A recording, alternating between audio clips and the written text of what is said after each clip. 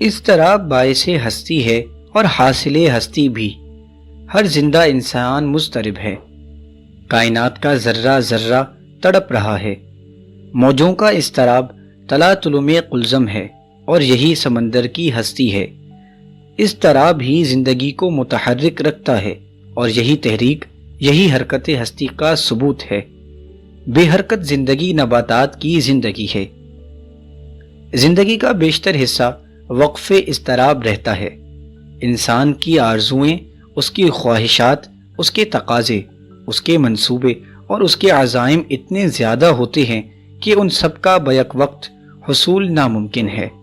جب خواہشات دم توڑتی ہیں تو اضطراب پیدا ہوتا ہے۔ اضطراب اس لیے بھی پیدا ہوتا ہے کہ انسان کئی راستوں میں سے کسی ایک راہ کا انتخاب نہیں کر سکتا۔ قوت فیصلہ کی کمزوری انسان کو تذبذب میں ڈال دیتی ہے اور انجام کار وہ مضطرب رہنے لگتا ہے، اور پھر انسان کا اضطراب اس سے سوچنے کی صلاحیت بھی چھین لیتا ہے۔ انسان علم حاصل کرتا ہے عمل کے لیے، لیکن جوں جوں علم پھیلتا ہے عمل کے مواقع سمٹنے شروع ہو جاتے ہیں۔ آج کے انسان کا سب سے بڑا عمل حصول علم ہے، اور یہ عمل اس کو فرائض کی بجا آوری کے عمل سے بہت دور کر دیتا ہے۔ نتیجہ اضطراب ہے۔ سڑک کے کنارے کمرے میں بیٹھ کر زندگی کا مفہوم سمجھنے والا اس زندگی کو بھی نہیں سمجھ سکتا جو سڑک پر سے گزر رہی ہے۔ علم اور عمل کے فرق سے اضطراب پیدا ہوتا ہے۔ انسان کی کوشش جب متوقع نتیجہ حاصل نہیں کرتی تو وہ مضطرب ہو جاتا ہے۔ پھولوں کے خواب دیکھنے والا اپنے دامن میں خار دیکھ کر پریشان ہو جاتا ہے۔ خواب کی اونچی اڑانیں ہستی کو پستی سے نکال نہیں سکتی۔ انسان کی آرزو جب حسرت بن جائے اور اس کا اصل لا حاصل ہو کے رہ جائے تو اس کا مضطرب ہونا بجا ہے۔ اپنے جب اجنبی بن کر پاس سے گزر جائیں تو انسان کیا کرے؟ وہ مضطرب ہوگا، بے قرار ہوگا، بے چین ہوگا۔ اگر اضطراب برداشت سے بڑھ جائے تو طرح طرح کے میڈیکل پریشانیاں پیدا ہو سکتی ہیں۔ اضطراب کو مایوسی نہ بننے دیا جائے تو انسان بدلے ہوئے حالات سے گھبراتا نہیں۔ کچھ لوگ اضطراب میں چراغ آرزو بجھا دیتے ہیں اور ہمیشہ کے لیے خود کو ایک کرب میں مبتلا کر لیتے ہیں۔ کچھ لوگ اضطراب کو تحریک بناتے ہوئے نئی راہیں دریافت کر لیتے ہیں اور اس طرح پرانے ڈھانچوں پر نئی تعمیر استوار کرنے میں کامیاب ہو جاتے ہیں۔ دراصل اضطراب کا مسکن ہونے اور نہ ہونے کے درمیان ہے۔ جانے والے زمانے کی یاد میں آنے والے زمانے کا انتظار بھی تو شامل ہوتا ہے۔ اضطراب اس امر کا اعلان ہے کہ ایک دور ختم ہو گیا اور دوسرا دور جنم لینے والا ہے۔ مضطرب انسان منتشر نہیں ہوتا۔ مضطرب آدمی وجہ اضطراب سے بہرحال باخبر ہے، جبکہ منتشر انسان وجہ انتشار سے بے خبر ہے۔ اضطراب ایک قوت ہے، تشخص کا ایک مقام ہے، پہچان کا ایک زاویہ ہے، شخصیت کا ایک پہلو ہے۔ مضطرب قومیں اپنے لیے نئے سورج تراش لینے میں اکثر کامیاب ہوتی ہیں۔ اضطراب ہی مجاز سے حقیقت کا راستہ دکھاتا ہے۔ انقباض سے نکل کر انبساط میں داخل ہونے کا اولین سگنل اضطراب ہے۔ عہد رفتہ کے مرثیے اور عہد فروا کے قصیدے کے درمیان اضطراب گنگناتا ہے۔ اضطراب میں رہنے والے بڑے تخلیق کار ہوتے ہیں۔ اضطراب شب بیداری کا پیغام ہے اور کامیابی کا زینہ ہے۔ اضطراب سوز ہے اور یہی سوز جوہر تخلیق ہے۔ آج کی زندگی میں ایک گھٹن ہے، ایک حبس ہے۔ آج کی زندگی خود غرضی کی زندگی ہے۔ کوئی کسی کا پرسان حال نہیں، کسی کو کسی سے ہمدردی تو خیر دور کی بات ہے، دلچسپی ہی نہیں۔ ظاہر کی رونقیں باطل کی وحشتوں سے خوف زدہ ہیں۔ ہر طرف انسان کی بھیڑ ہے اور اس بے پناہ ہجوم میں کوئی انسان نظر نہیں آتا۔ بد اعتمادی کے اس عہد میں ہر شخص مضطرب ہے، سرے گرداں ہے، پریشان ہے، بے قرار ہے۔ ایسا محسوس ہوتا ہے کہ ایک وبا پھیل چکی ہے، بے چینی کی وبا، بے بسی کی وبا، بے حسی کی وبا، بے کسی کی وبا، بے یقینی کی وبا، بے مروتی کی وبا، بے حیائی اور بے وفائی کی وبا ہر حساس آدمی کو معاشرتی انحطاط مضطرب کر رہا ہے۔ یہ دور بڑے کرب سے گزر رہا ہے۔ اذیت اور تنہائی انسان کی روح تک جا پہنچی ہے۔ انسان کو اندر سے گھن لگ گیا ہے۔ چہروں کی نقلی مسکراہٹ ضبط غم کے سوا کچھ نہیں۔ آج کا اضطراب اس لیے ہے کہ زندگی کو تقویت دینے والے ادارے ختم ہوتے جا رہے ہیں، لیکن یہ اضطراب ایک نئے جہاں کے پیدا ہونے کی بشارت بھی رکھتا ہے۔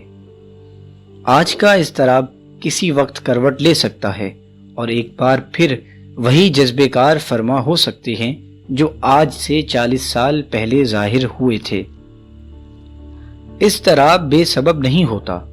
اضطراب بھولا ہوا سبق، چھوڑی ہوئی منزل اور نظر انداز کیے ہوئے فرائض یاد دلاتا ہے، اور اس طرح پیدا ہونے والا احساس غفلت بیداری کی اولین کرن ہے۔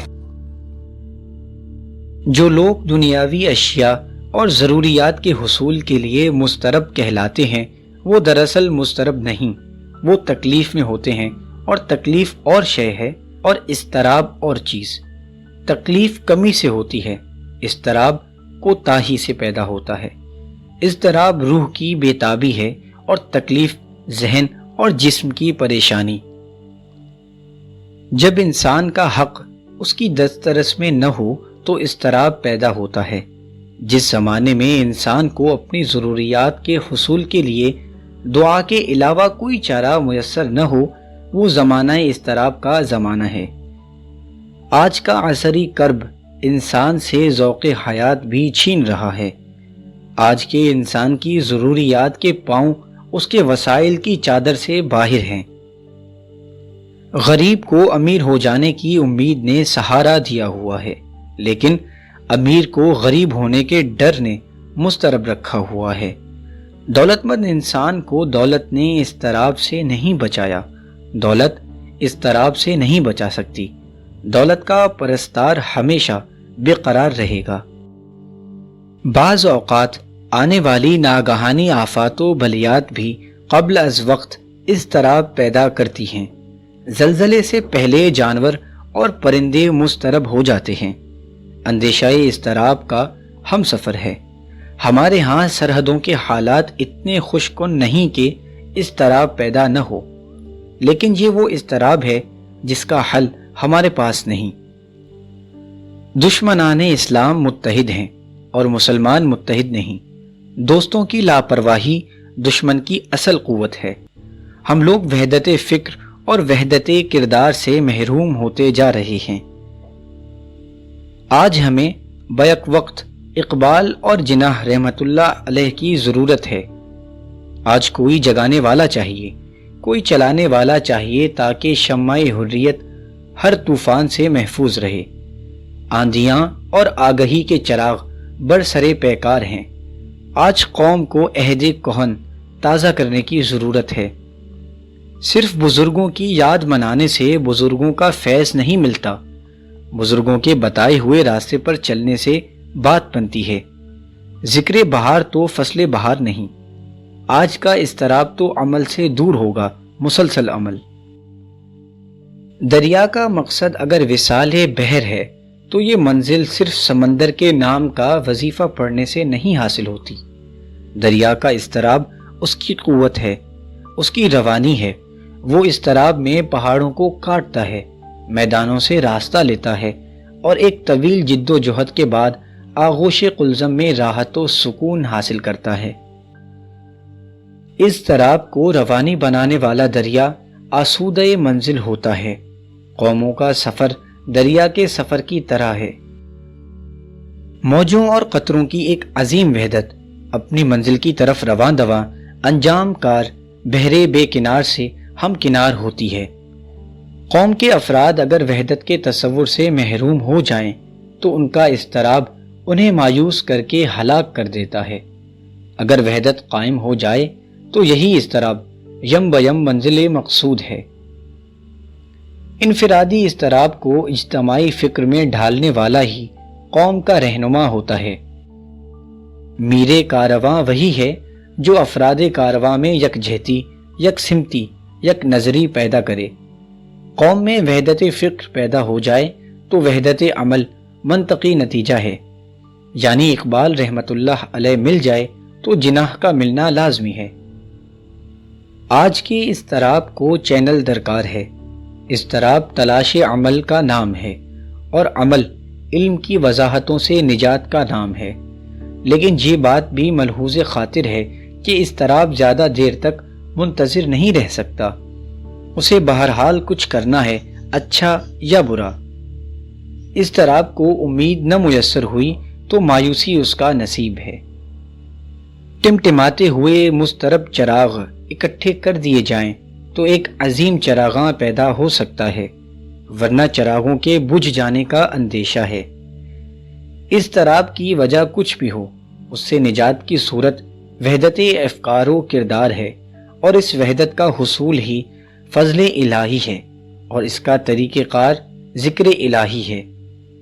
ذکر الہی ہر اس عمل کو کہیں گے جس کا مدعا رضائے حق ہو۔